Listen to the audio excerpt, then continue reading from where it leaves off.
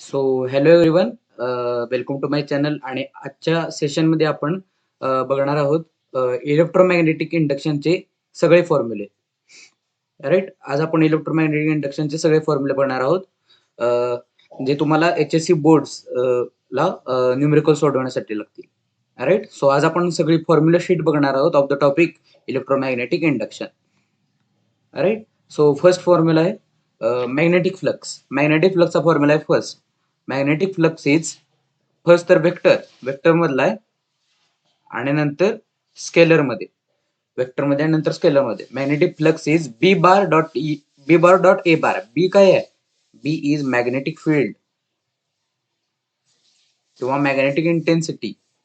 Magnetic field और magnetic intensity म्हणजे काय? बी. बी बार डॉट ए बार आणि नंतर त्याला स्केलर मध्ये केलं, that is A B cos theta. So first formula कशाचा होता? फर्स्ट फॉर्म्युला आहे magnetic flux, that is phi is equal to A B. Right, phi is equal to A B cos theta. हा angle आहे ना cos theta, तो कशामधला आहे? ए आणि बी मधला अँगल आहे तो. राईट, सो फर्स्ट फॉर्म्युला होता magnetic flux, that is phi is A B cos theta. Second formula EMF, E is equal to d phi by D t. Second आहे EMF चा formula.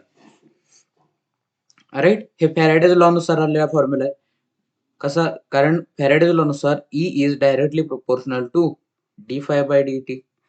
हा फॅराडेज लॉ होता. Right, so Faraday's law नुसार हा formula आलाय.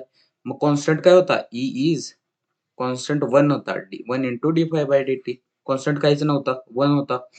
Right, so हा formula Faraday's second law नुसार मिळालाय. E is D phi by D T, where phi काय? Magnetic flux, that is A B cos theta upon D T. If number of turns are present, number of turns जर दिलेली असतील, जर question मध्ये number of turns दिले असतील आणि तुम्हाला विचारलं EMF काय आहे, तर कसं काढणार? E is equal to d phi by D t असतं ना, त्याला फक्त n न मल्टिप्लाय करायचं. E is equal to d phi by D t असतं ना, त्याला फक्त n न मल्टिप्लाय करायचं. राईट, सो सेकंड फॉर्म्युला आहे EMF चा. आतापर्यंत आपण 2-3 फॉर्म्युले बघितले. पुढचा फॉर्म्युला काय आहे ते बघूया. Next third formula motional EMF. दोन डेरिवेशन आहे तुम्हाला इलेक्ट्रोमॅग्नेटिक इंडक्शन मध्ये, मोशनल EMF चा आणि मोशनल EMF इन रोटेटिंग बारचा. राईट, सो मोशनल EMF मध्ये आपण कशाचा फॉर्म्युला डेराइव्ह करतो? EMF चा. मोशनल EMF चा फॉर्म्युला असतो BLV. लेंथ, L म्हणजे काय आहे? L stands for length. V म्हणजे काय आहे? वेलॉसिटी. मोशनल EMF हा होता मोशनल EMF चा फॉर्म्युला. तुम्ही डेरिवेशन केलंच असेल HSC बोर्ड साठी, सो ते डेराइव्ह करून तुम्हाला हा फॉर्म्युला मिळाला होता लास्टला. Right, motional EMF is B into L into V, where V is velocity आणि B काय आहे? मॅग्नेटिक फील्ड इथं दिली. राईट, पुढचा फॉर्म्युला काय आहे? मोशनल EMF इन रोटेटिंग बार. एक बार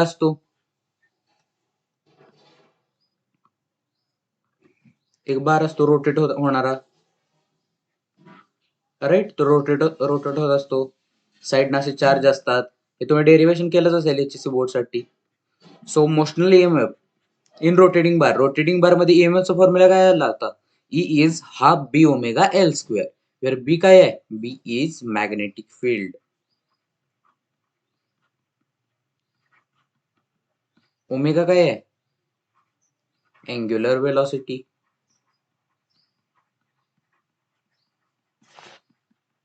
आणि L म्हणजे काय आहे? L stands for length. Right, so हा फॉर्म्युला होता motional EMF in rotating bar. So हे जर तुम्हाला फॉर्म्युले पाठ असतील तर तुम्ही टेक्स्टबुक मधले न्यूमेरिकल्स आहेत ते तुम्ही सॉल्व्ह करू शकता. फक्त फॉर्म्युले पाठ असले तर तुम्हाला 80% न्यूमेरिकल तुम्हाला सॉल्व्ह होतील. राईट, सो ह्या आज आपण फॉर्म्युले शीट बघतोय EMI चे. राईट, आतापर्यंत 4 फॉर्म्युले बघितलेत. आता पुढचे फॉर्म्युले. Induction and energy conservation. हे काय आहे? आता हे इंडक्शन आणि एनर्जी कॉन्झर्वेशनचं एक पॉइंट आहे टेक्स्टबुक मध्ये. त्याच्यामध्ये तुम्ही पॉवरचं डेरिवेशन केलं असेल. सो ते डेरिवेशन काय आलं होतं? पॉवरचं डेरिवेशन करून फॉर्म्युला काय आला होता? B square power is equal to B square L square V square upon R, where V काय आहे? व्हेलॉसिटी. एल म्हणजे काय आहे? लेंथ. बी म्हणजे काय आहे? Magnetic field. आणि आर काय आहे? हे महत्वाचं. आर काय आहे? R is resistance. त्याला ब्रॅकेट केले मी. R is resistance. किंवा तुम्ही जर म्हणाल आर इज रेडियस असं तुम्ही लक्षात, तर ते रॉंग आहे. आर म्हणजे काय? रेजिस्टन्स. राईट, सो हा होता पॉवरचा फॉर्म्युला. सो पॉवरचा फॉर्म्युला तुम्हाला लक्षात ठेवायला लागेल. Power is B square L square V square upon R. हे फॉर्म्युले तुम्हाला पाठ असणं गरजेचं आहे फॉर एमएसटी सीईटी और एचएससी. राईट. सो हा होता इंडक्शन अँड एनर्जी कॉन्झर्वेशनचा. Now let's move to the next. पुढचे फॉर्म्युले. पुढचा फॉर्म्युला काय आहे? सेल्फ. सगळ्यात महत्वाचा पॉइंट या टॉपिक मध्ये. सेल्फ इंडक्टन्स आणि म्युच्युअल इंडक्टन्स हे दोन पॉइंट आहेत.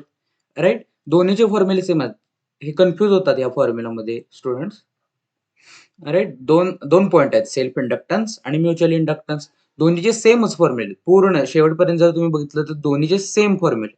सो जर तुम्ही एक कोणाचे सेल्फ इंडक्टन्सचा जर फॉर्म्युला पाठ केला तर तुम्हाला म्युच्युअल इंडक्टन्स आपोआपच फॉर्म्युले येतील. राईट. काय फॉर्म्युला सेल्फ इंडक्टन्स मध्ये? फक्त तुम्हाला हे लक्षात ठेवायचं, तुम्हाला हे खालचं सगळं काढता येईल, हे सगळं तुम्हाला डिराईव्ह करता येईल. फक्त हे लक्षात ठेवायचं, phi is proportional to I. आता ह्याचा कॉन्स्टंट काय येणार? Self inductance phi is equal to L I. Constant घेतला, प्रोपोर्शनॅलिटी काढलं आणि इक्वल टू घातलं, मग कॉन्स्टंट टाकायला लागणार. काय येणार? L I. So phi is L I. हा फॉर्म्युला मिळाला. पुढे काय? दोन्हीकडे डेरिव्हेटिव्ह घेतलं. D phi by D t is equal to as it is equal to L. L तर कॉन्स्टंट असतो self inductance into D I by D t. दोन्हीकडे derivative घेतलं. आता d phi by D t म्हणजे काय असतो? D phi by D t म्हणजे E असतो. मगाच्या शीट मध्ये आपण बघितलं होतं. ई म्हणजे ई काय असतो? E is D phi by D t. E आपण बघितलं होतं.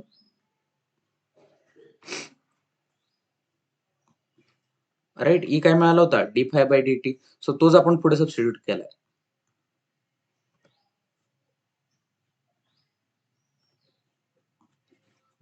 ई दोन्हीकडे डेरिव्हेटिव्ह घेतला. Phi is equal to L आपल्याला मिळाला होता. दोन्हीकडे डेरिव्हेटिव्ह घेतला. D phi by D t is L into D I by D t. D phi by D t म्हणजे काय असतो? E is equal to L into D I by D T. So इथं काय मिळालं आपल्याला? Self इंडक्टन्सचा formula L is equal to, हा L इथं ठेवला आणि हा D I by D T खाली नेला. एलचा फॉर्म्युला काय मिळाला? L is E upon D I by D T. Right.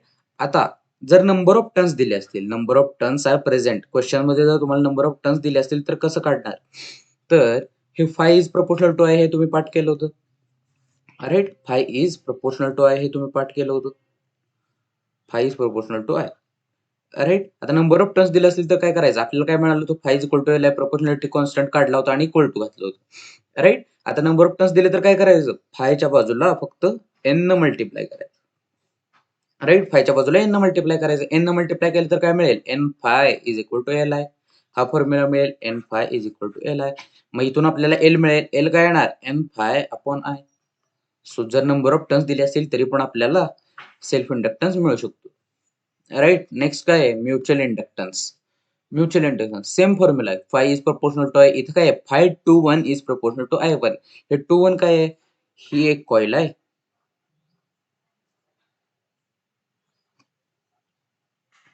आणि ही दुसरी coil.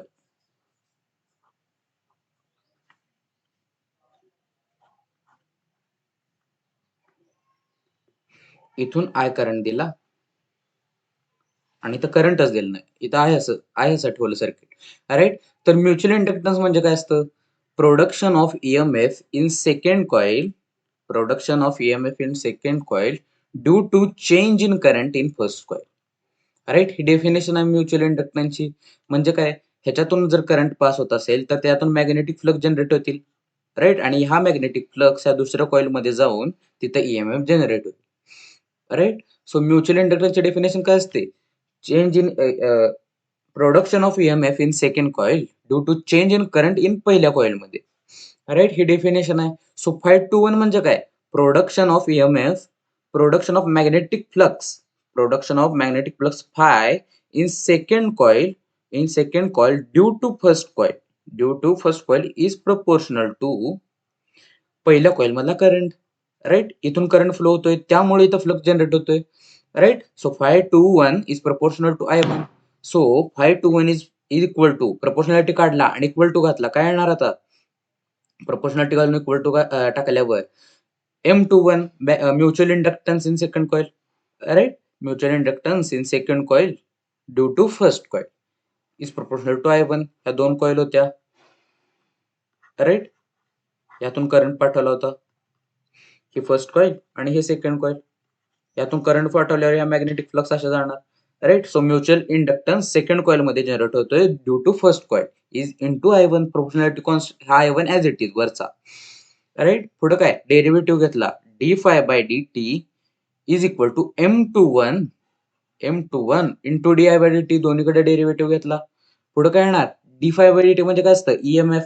d∅dt is EMF, d∅dt is EMF is equal to पुढे काय आहे M21 into di/dt, right. So mutual इंडक्टन्सचा फॉर्म्युला काय मिळणार, म्युच्युअल इंडक्टन्स हा E ॲज इट इज, हा di/dt खाली घातला. सो M21 काय येणार, E upon d∅dt, di/dt. Self इंडक्टन्सचा पण तोच होता formula, L is equal to E upon di/dt. Mutual इंडक्टन्सचा पण तोच आलाय, E अपॉन di/dt, राईट. आता पुढे काय आहे, if number of turns n are present. Number of turns दिले असतील इथं पण जर नंबर ऑफ टर्न्स दिले n, तर काय करणार, सिम्पल मगासारखंच phi is proportional to I होता मगाशी, इथं म्हण तेच आहे, phi is proportional to I. So जर नंबर ऑफ टर्न्स दिले तर काय करायचं, आपण मगाशी काय केलं होतं, फायच्या साईडला n न मल्टिप्लाय केलं होतं, फक्त फायच्या साईडला n न मल्टिप्लाय केला, हा फॉर्म्युला मिळाला. इथं पण तेच करायचं, फायच्या बाजूला n न मल्टिप्लाय करायचं, n∅21 is equal to M21 into I, right. तोच फॉर्म्युला मिळेल. So n∅ is equal to Mi, mutual inductance into current, तोच फॉर्म्युला मिळेल. सो हे होते सेल्फ इंडक्टन्स आणि म्युच्युअल इंडक्टन्सचे फॉर्म्युले. हे 2-1-2-1 ह्याकडे जर तुम्ही पाठ केले नाही तरी चालतील, same as it is formula self inductance आणि म्युच्युअल इंडक्टन्सचे, राईट. सो इथं फक्त एम जरी तुम्ही घातलं, phi is equal to Mi, इथं काय म्युच्युअल इंडक्टन्स आहे, फक्त एलच्या जागी जर म्युच्युअल इंडक्टन्स घातलं तर तुम्हाला सेम फॉर्म्युले, दोन्ही सेमच आहेत फॉर्म्युले, राईट. सो आता पुढे बघूया, पुढचे फॉर्म्युले बघूया. पुढं energy stored in inductor. Inductor हा असेल, याच्यावर काहीतरी व्होल्टेज आहे V, करंट फ्लो होत असेल I, तर त्याच्यावर एनर्जी काय होत असते, एनर्जी किती स्टोअर होत असते या इंडक्टर मध्ये, energy is half Li², right. L काय आहे, self inductance, right. Energy stored in inductor is half into L into I². I काय आहे, I इज करंट, एल काय आहे, सेल्फ इंडक्टन्स, तुम्हाला माहितच आहे, एल इज सेल्फ इंडक्टन्स. पुढं काय आहे, इंडक्टन्स ऑफ अ सोलेनॉइड. हा सोलेनॉइड आहे, हा एक सोलेनॉइड आहे, राईट. ह्याच्यातून करंट I फ्लो होतोय, त्याच्यामध्ये सेल्फ इंडक्टन्स एलचा फॉर्म्युला काय आहे, एलचा formula μ0n² A upon L. N म्हणजे काय, नंबर ऑफ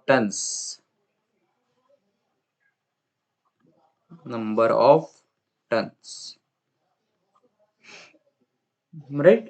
एलचा फॉर्म्युला काय आहे सोलेनॉइड मध्ये, μ0n² A अपॉन L, म्हणजेच μ0n² πr² अपॉन L. ए ला πr² लिहिलं का, कारण सोलेनॉइड सर्क्युलर आहे ना, सो सर्कलचा एरिया काय असतो, एरिया इज πr². सो हा फॉर्म्युला होता इंडक्टन्स इन सोलेनॉइड, काय formula μ0n² πr² upon L. इथं तुम्हाला काय लक्षात ठेवायचं आहे, self inductance is proportional to R² आणि प्रपोर्शनल टू नंबर ऑफ टर्नचा स्क्वेअर. हे रिलेशन फक्त तुम्हाला लक्षात ठेवायला लागेल न्यूमरिकल साठी, राईट. हा होता inductance in solenoid. Now next point, series आणि पॅरलल मध्ये जर दोन इंडक्टर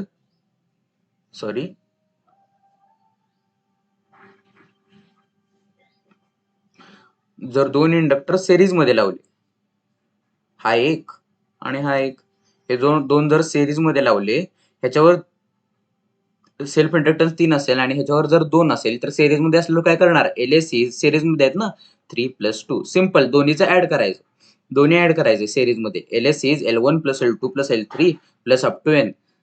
हे कशासारखं आहे, रेझिस्टन्स, सेम ॲज रेझिस्टन्स, जसं रेझिस्टन्स मध्ये असतं तसंच इंडक्टर मध्ये, राईट. सिरीज मध्ये असतील तेव्हा L1 + L2 + L3 up to Ln. Parallel मध्ये असतील तेव्हा 1/LP is equal to 1/L1 + 1/L2 up to Ln.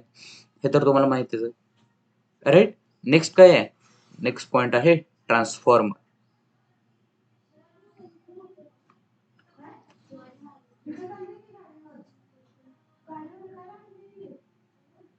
Next point आहे ट्रान्सफॉर्मर. सो ट्रान्सफॉर्मर मध्ये तुम्हाला फक्त काय लक्षात ठेवायचं, ES upon EP is NS upon NP is equal to IPA by IS. हा एकच फॉर्म्युला आहे फक्त ट्रान्सफॉर्मर. हा एकच फॉर्म्युला तुम्हाला ट्रान्सफॉर्मर मध्ये लक्षात ठेवायचा आहे, तुम्हाला सगळे न्यूमेरिकल सॉल्व्ह होतील. राईट. पण इथे पी म्हणजे काय, प्रायमरी कॉइल. प्रायमरी कॉइल मधला EMF, प्रायमरी कॉइल मधला number of turns, primary coil मधला करंट, हे आहे पी. पी म्हणजे काय, प्रायमरी, आणि एस म्हणजे काय, secondary. So EMF in secondary coil upon EMF in primary coil is equal to number of turns in secondary coil upon number of turns in primary coil is equal to current in primary coil upon current in secondary coil. So हा formula आहे ट्रान्सफॉर्मरचा. Transformer मध्ये एकच formula आहे. पुढे काय एक point, पुढे आहे स्टेप अप ट्रान्सफॉर्मर आणि step down transformer. So step up transformer मध्ये काय असतं, NS is greater than NP. Step up झाले ना, म्हणजे स्टेप वाढले, म्हणजे सेकंडरीचे नंबर ऑफ टर्न्स हे प्रायमरीच्या नंबर ऑफ टर्न्स पेक्षा जास्त आहेत. स्टेप अप झाले ना, म्हणजे अप झाले, वर गेले. सो सेकंडरीचे नंबर ऑफ टर्न्स हे जास्त आहेत कशापेक्षा, प्रायमरीच्या नंबर ऑफ टर्न्स पेक्षा. हा काय आहे, स्टेप अप ट्रान्सफॉर्मर. दुसरा काय, स्टेप डाऊन. स्टेप डाऊन झाले त्यामुळे number of turns in secondary मधले नंबर ऑफ टर्न्स कमी असणार कोणापेक्षा, प्रायमरी पेक्षा. राईट. कारण का, स्टेप डाऊन झाले त्यामुळं सेकंडरीचे कमी असतील. राईट. पुढे लास्ट पॉइंट आहे. लास्ट पॉइंट काय आहे, इफिशियन्सी. इफिशियन्सी इफिशियन्सी म्हणजे काय, efficiency is equal to power output upon power input, म्हणजे power secondary upon power primary, म्हणजे काय efficiency. Efficiency is power output upon power input that is equal to ESIS upon EPIP. पॉवरचा फॉर्म्युला काय असतो, E into I किंवा V into I. हा कशाचा फॉर्म्युला असतो, पॉवरचा. सो पॉवर आउटपुट म्हणजे काय, पॉवर आउटपुट म्हणजे power secondary. So ES power output म्हणजे काय, ES इंटू IS. राईट. कारण पॉवरचा फॉर्म्युला काय असतो, E into I. So power output काय येणार, ES इंटू IS. आणि पॉवर इनपुट काय येणार, power input EP into IP. कारण का, पॉवरचा फॉर्म्युला असतो E into I. Power input घेतली त्यामुळे E पण इनपुट घ्यायला लागणार, आय पण इनपुट घ्यायला लागणार. So power in primary is EMF in primary is into current in primary. So power output efficiency म्हणजे काय, power output upon power input is equal to ESIS upon EPIP. Simple formula आहे इफिशियन्सीचा.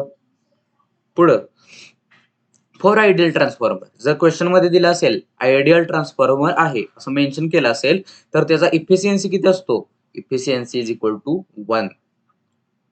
Right. जर ideal transformer आहे असं question मध्ये दिला असेल तर त्याची इफिशियन्सी किती असते, इफिशियन्सी इज 1. सो जर इफिशियन्सी 1 असेल तर काय येणार, इफिशियन्सी इज इक्वल टू 1 असेल तर ESIS is equal to EPIP. हेच जर 1 असेल तर ESIS is equal to EPIP येणार. राईट. हा फॉर्म्युला कधी मिळेल, जेव्हा आयडियल ट्रान्सफॉर्मर असेल. So ESIS is equal to EPIP असेल तर ES upon EP is IP upon IS. वरचाच फॉर्म्युला मिळेल ना, हाच फॉर्म्युला मिळेल. सो हा जर तुम्हाला मेन फॉर्म्युला पाठ असेल तर तुम्हाला ट्रान्सफॉर्मर मधली कोणते क्वेश्चन सॉल्व्ह होतील. राईट. हा मोस्ट इम्पॉर्टंट फॉर्म्युला, हा most important formula. Right. So हे पूर्ण फॉर्म्युला आहेत of the topic electromagnetic induction. Right. So हे सगळे फॉर्म्युले होते of the topic electromagnetic induction. हे जे फॉर्म्युले तुम्ही मगाशी बघितले मागच्या शीट वरती, ह्याची लिंक मी डिस्क्रिप्शन मध्ये देईन. या व्हिडिओच्या डिस्क्रिप्शन मध्ये तुम्हाला EMI चे फॉर्म्युला शीट मिळेल.